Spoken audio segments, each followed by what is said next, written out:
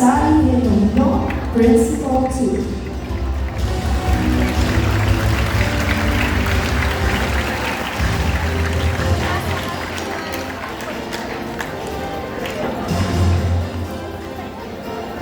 Sasalita pa Yung yung principal. Pwede sasalita. Muli, maraming salamat po ulit, Dr. Roger O. Montemprado.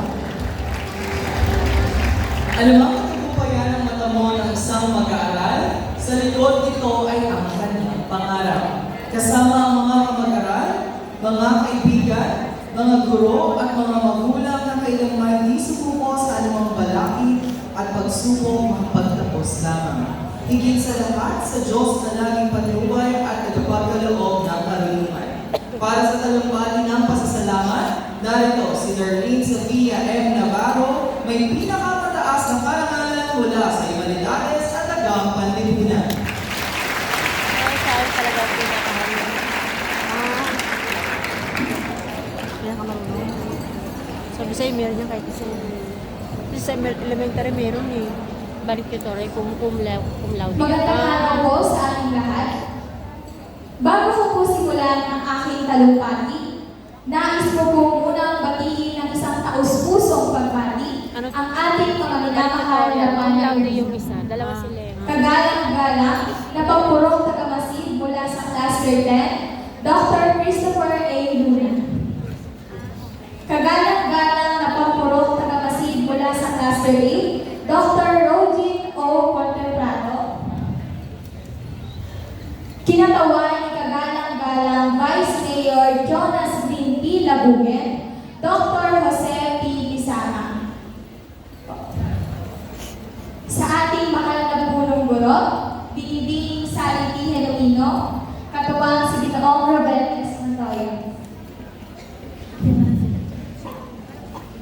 Nais ko rin pong samantalahin ang oportunidad na ito upang makapagpasalamat sa inyong patnubay at pagtubay sa amin sa mga taong nanatili kami sa paaralan ng Luis Y. Ferrer Junior Senior High School.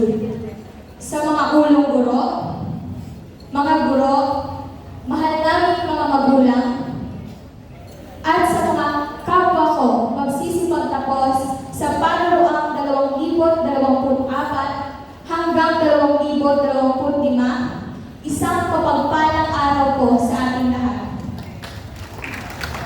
Pagod na sila. Sa totoo lang, hindi ko akalain na aabot ako sa puntong ito.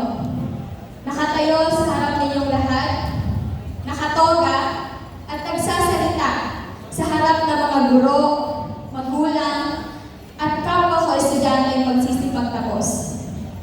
Kung dati ay kabang-kabalan ako tuwing may reporting o defense, ngayon buong speech na ang sasabihin ko. Buti na lang walang panelist. Pero seryoso, lahat tayo ay may kanya-kanyang kwento kung paano tayo nakarating dito. Iba-iba man ang landas, ngunit pare-pareho tayong dumaan sa stress, puyat, at kung ano-anong pagsubok. Lahat tayo